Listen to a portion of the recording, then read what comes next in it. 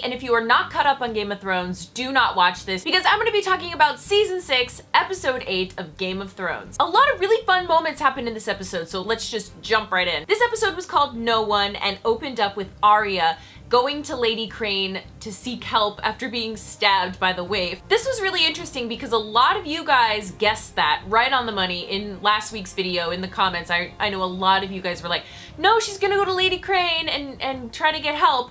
And that's exactly what she did. I was actually really hoping that it wasn't Arya who got stabbed because for me, I found it really difficult to believe that she was just wandering around the town out in the open, seeking passage home. She didn't even have Needle with her. So, you know, I really liked the theories about how it wasn't really Arya, but I guess it was. She went to Lady Crane, Lady Crane stitched her up, and then the Waif finds Arya, kills Lady Crane, and then we have this epic running sequence through the town of Arya running. The Waif is chasing after her. Arya hasn't done a whole lot of action this season yet, besides from the blind fighting against the Waif.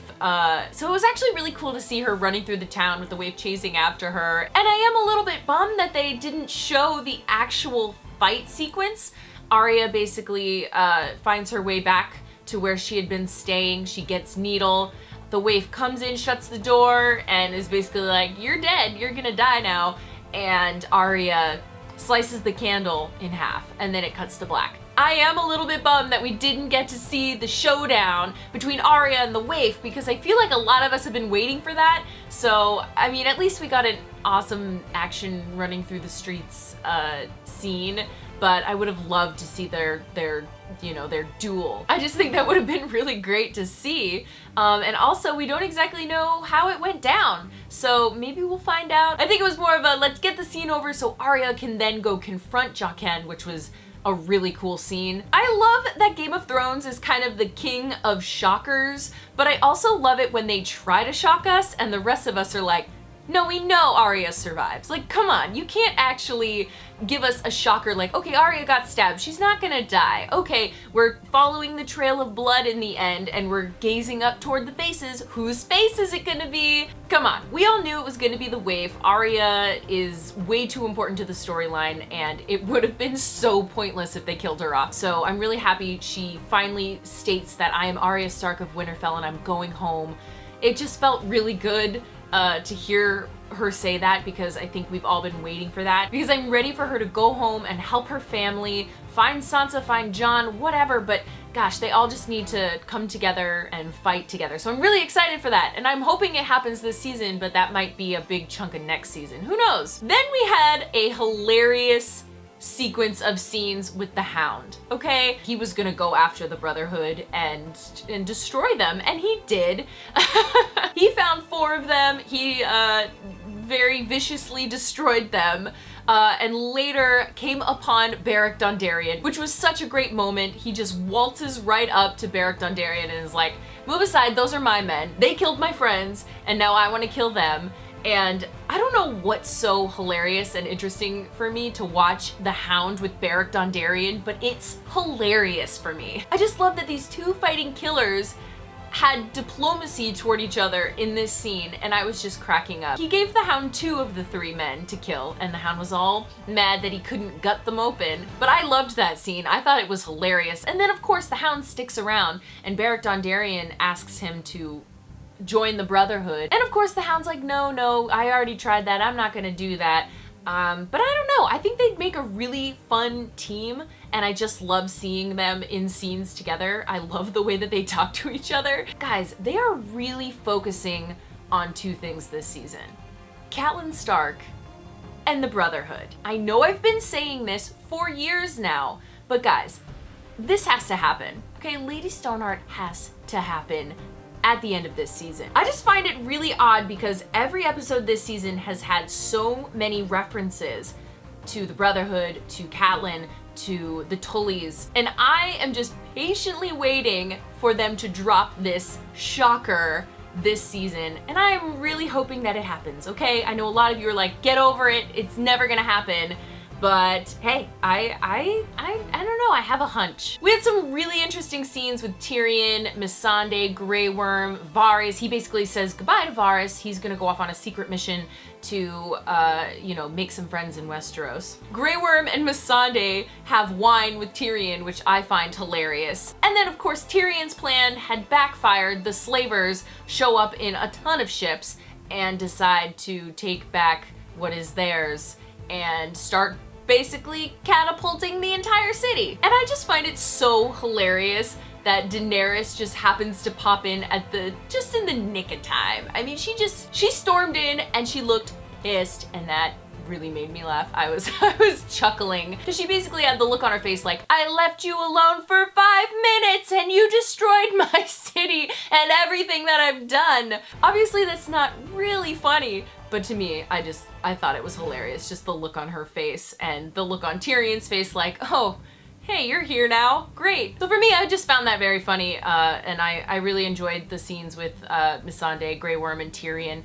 Those have been really funny, and it's nice to see Missandei kind of let loose a little bit. So I thought that was very endearing, and Grey Worm, the whole trying to tell jokes scene, hilarious. I loved it. So then we go over to King's Landing, where Cersei's like, I'm staying in the Red Keep, and the mountain ripped off a guy's head. That was crazy. Zombie Mountain over there has just been waiting so patiently to rip someone's head off, and finally it happened. And I don't know about you guys, but I was just like, okay, yes, this is great. I was like, come on, let's finally destroy the High Sparrow and let's just kill them all. Unleash your Zombie Mountain and let him destroy everyone. I'm waiting and I'm ready for that moment. So then Tommen announces that Cersei and Sir Loras are gonna have their trials and that he is banning trial by combat. So everything that Cersei was hoping for and waiting for, like, oh, the mountain will just destroy them all, she can't do that because she can't have trial by combat. So that's gonna be very interesting, and I'm hoping we still get a trial by combat, and it's the mountain ripping everybody's heads off, because we are ready for that. The High Sparrow needs to go away. So from there, we go over to Riverrun, where now Brienne and Pod have met up with Jaime and Bronn, and they're all trying to get the attention of the Blackfish. Jaime wants Riverrun. Sansa wants her uncle to go help her in the north. I love scenes with Jaime and Brienne. I thought that they came up to a very great compromise where Brienne was gonna go try to convince the Blackfish that Sansa needed him, and of course that doesn't work because he's just gonna die at Riverrun because he is a stubborn old man. And Jaime had a very interesting plan with Edmure Tully. I really enjoyed that scene with Jaime and Edmure. It really flashed back to where Catelyn had Jaime Lannister as her captive. I was actually shocked that it all kind of worked out in the right ways, I guess. I'm not exactly sure if Edmure is still going to be a captive after this, or maybe the Tully army can still go up north and help out Sansa. But all we know is that the Lannisters now have Riverrun back, and Jaime let Brienne go.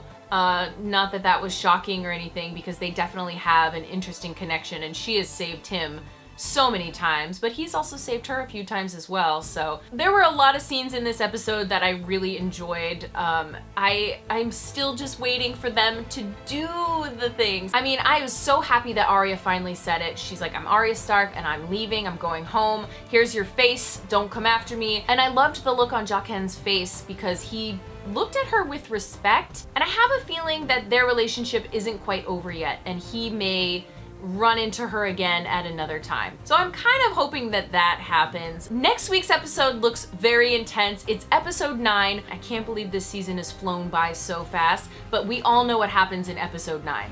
Okay? Lots of terrible, horrible, shocking things happen in episode 9 of Game of Thrones. So next week is a giant battle between Jon Snow and Sansa versus Ramsay Bolton. Just based upon the trailer clips that they showed, it doesn't look like it's going well. So I'm kind of hoping instead of a crazy episode or crazy shocker, we just get Ramsay Bolton's head on a spike. That's all I really want, and that's all we all want, right? There are only 2 episodes left. We need to get that battle. We need to see Dany push back at the slavers. I mean, they just waltzed up a ton of ships. There you go. There are your ships, Dany. kill all the men on them or do something with them and steal their ships. There you go. And then of course we have the Lannisters versus the High Sparrow, and we have to have his demise, right? There are only 2 episodes. How are they gonna be able to fit all of this in 2 episodes? And like I said, episode 10, I think that very last shot is gonna just be a reveal of Lady Stoneheart, or we're gonna get like a covered face or something. For me, it just makes sense for them to do it. So I love the episode. I'm curious to hear your guys' thoughts on it. What was your favorite scene? And do you think that they will be able to wrap up all of these storylines in just 2 more episodes? I can't believe it's gonna be over in 2 weeks. I hate it, I hate it. No, I just want Game of Thrones on forever. So let me know in the comments below, and don't forget to like and subscribe.